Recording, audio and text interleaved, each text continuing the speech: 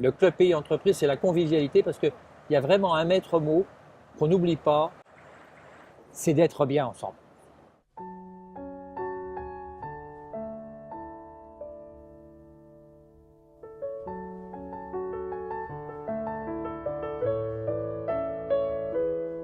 Eh bien moi, le club pays entreprise, c'est une longue histoire puisque j'étais au tout début.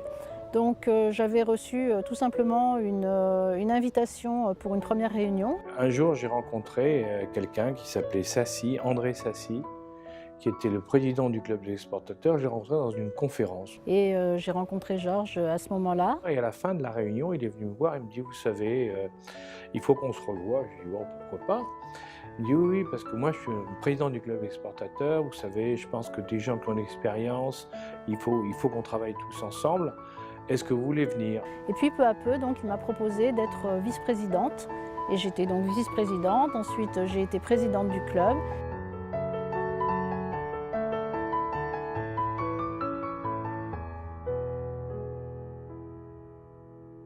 J'ai rencontré le club parce que j'ai une amie commune avec Georges Jacob et moi-même.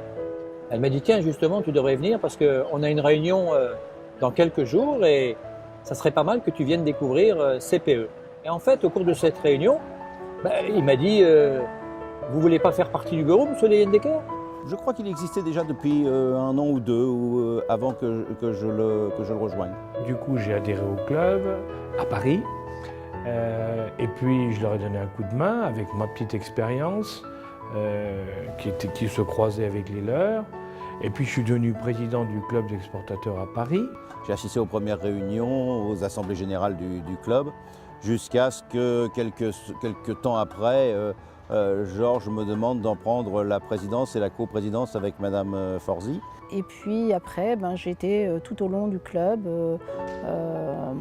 aux côtés pour essayer d'apporter ma contribution à des opérations, essayer de rechercher des nouveaux partenaires.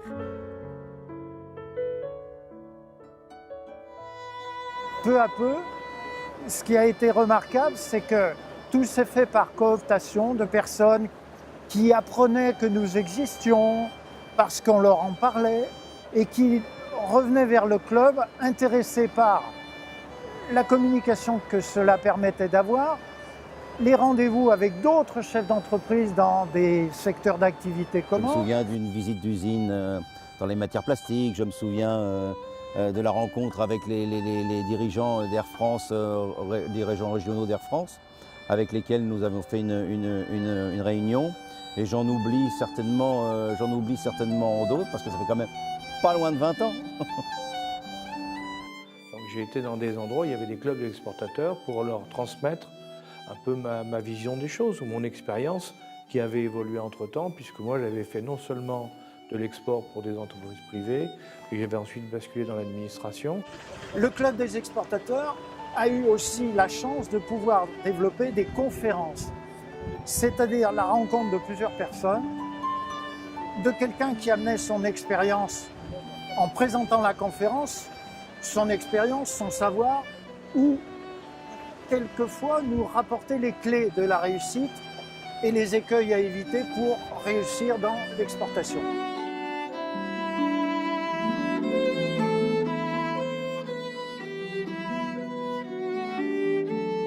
La rencontre d'énormément de personnes d'horizons divers qui soit sont intéressées par le domaine du développement international, soit qui ont certaines compétences pour aider ces personnes qui sont en recherche d'informations.